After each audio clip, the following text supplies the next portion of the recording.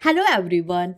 In this video, we will learn how we can manage our on-prem servers using AWS System Manager so that we really don't need to use Ansible or any other way to manage our instances. So just an example here, if you go to your AWS console system manager, fleet manager, so if you click there, here you can see that I am managing my own local system, which is this laptop using AWS SSM. So here you can see it get registered like this, and here you can see Nidhi's MacBook Pro local.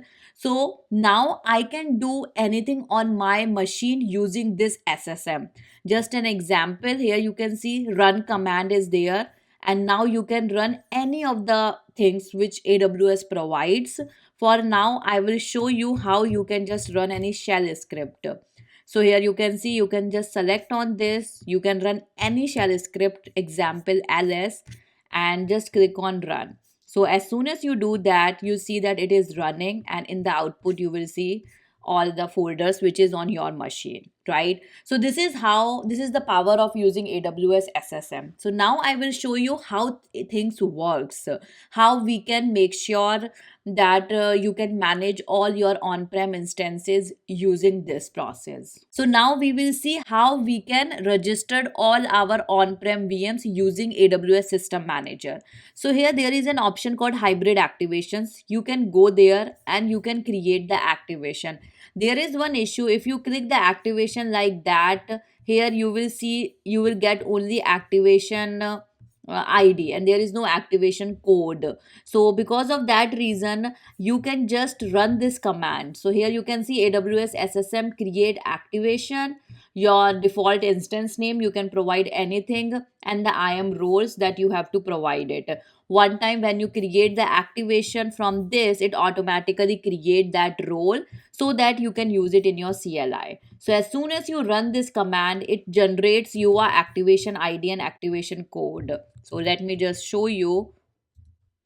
So as soon as you run this command, you will get this activation ID and activation code. This is what you need. Okay. So now what other things you need so that AWS can manage your instances?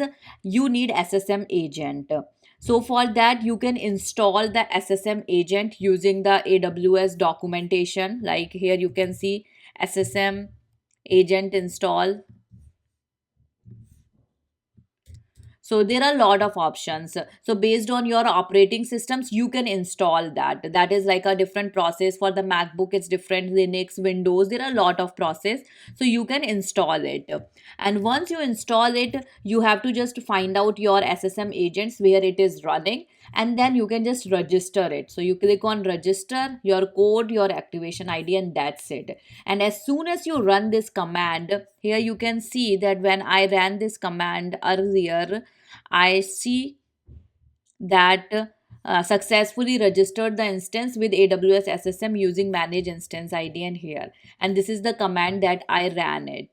So, and after this, you will see that this instance ID is registered. And now if you go to your AWS console in your fleet manager, you can see this.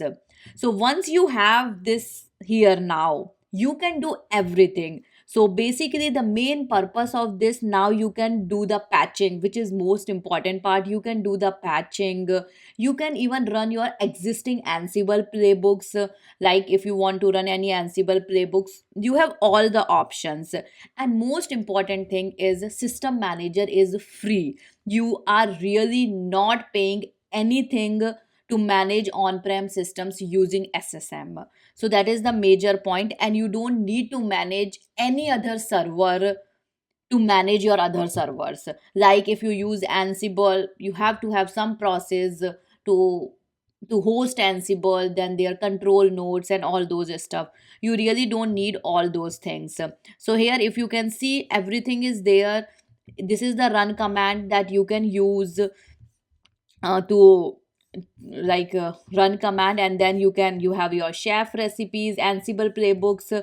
You can do everything there, and you can create the documents also if you want to use the AWS specific things instead of the Ansible playbooks. Like if you are creating something new, I would recommend you can just create your own document, and creating these documents like command or session, it is free. If you create the automation documents, yes, there are charges associated based on the number of steps, but if you create the normal run command, then there is no charges. And here you can see what you can do, like simple, it's a JSON, and then you can run any command using this. So this is the major advantage of using SSM to manage your on-prem systems and have your patching process using this process. Thank you.